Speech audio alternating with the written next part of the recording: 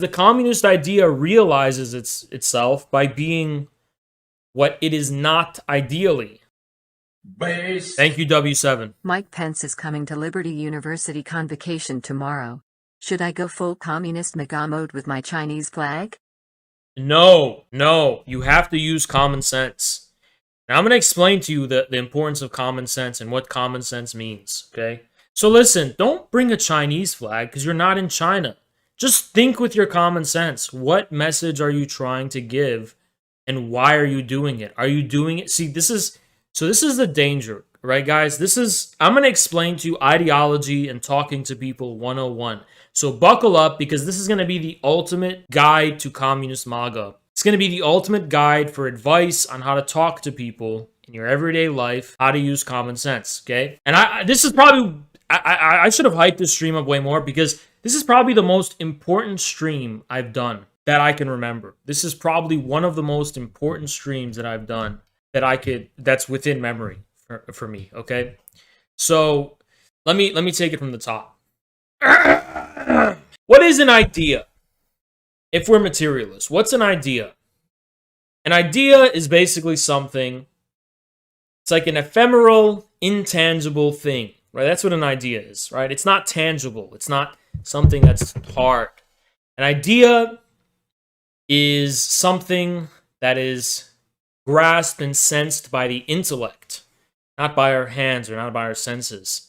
And it doesn't just exist on the ground. It's something that we produce in the form of thought, right? With our brains. That's the idea, right? It's through our brain, so it's abstract. Now, where does the source of our attachment to ideas come from?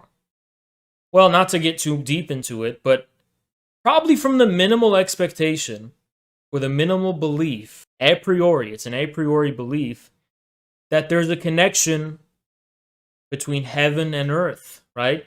There's a connection between this idea and reality. The idea above and the reality below. There's a connection probably, right? So for example, this idea that I believe in has some connection to the world, right?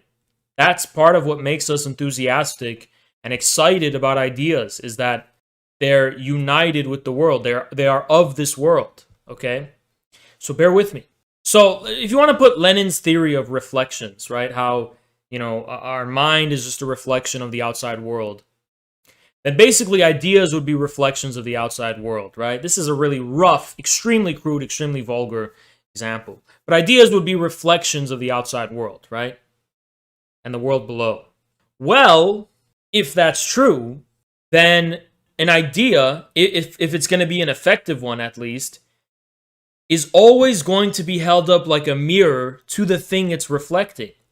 So an idea is always going to be sustained by something it is not, right? And that's basically dialectics.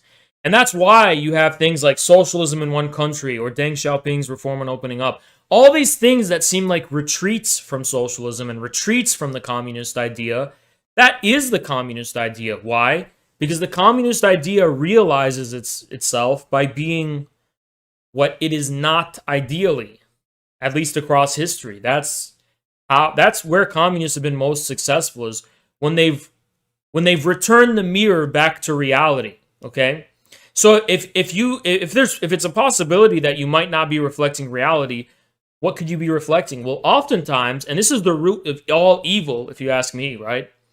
The root of all evil is when an idea just reflects itself. Okay.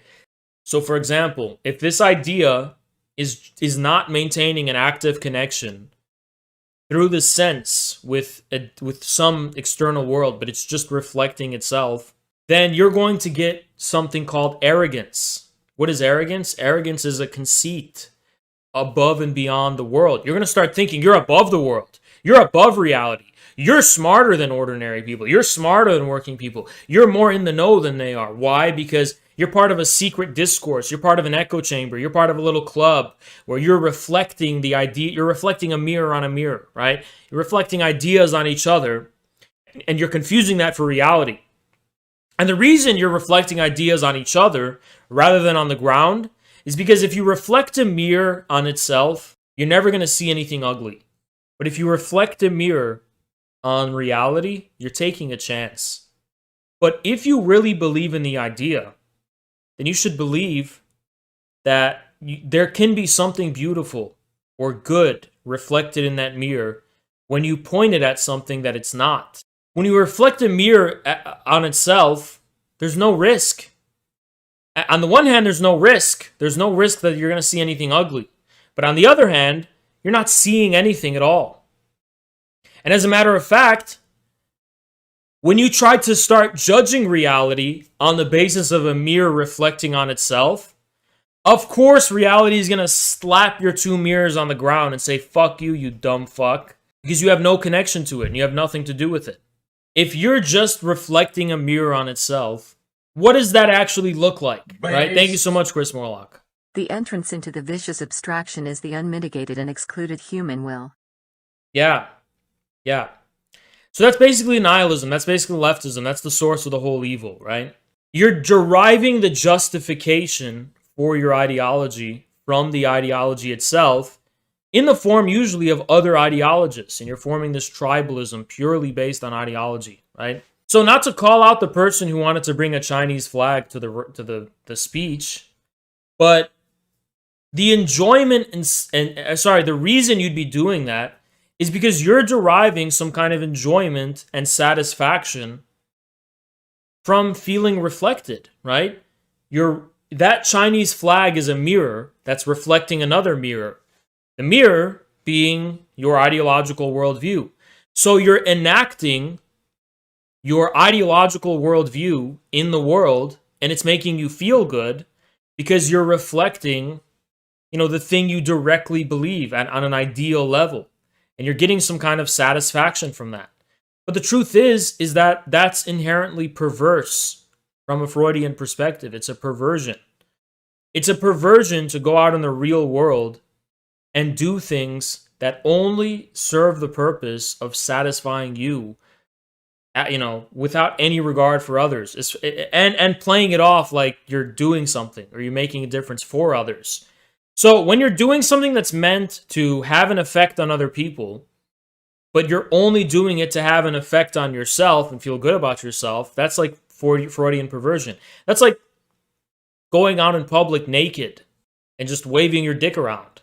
Or it's what furries do, right? Furries go out in public wearing their fursuits. The reason these people do these things is because when they see people's reaction, like disgusted or whatever, they get some kind of perverse pleasure because they're like, oh, I'm defying you.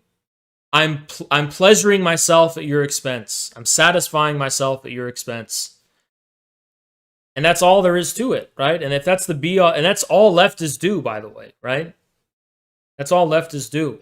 So what does it really mean to have common sense if it's not anything like that? Yeah, it's kind of like a Luciferian pride. I would actually really put it that way. Yeah, I would definitely put it that way. Thank you, W7. Thanks, Appreciate Khan. you. Genuine question though, is handing out brochures of communist MAGA better optics? No, it's not. It's not. I'm gonna explain this to you, okay? No, don't hand out brochures, okay? Because why? What is your brochure leading to? Spreading a message, spreading an idea? Just do that on the internet. Why would you hand out brochures in person?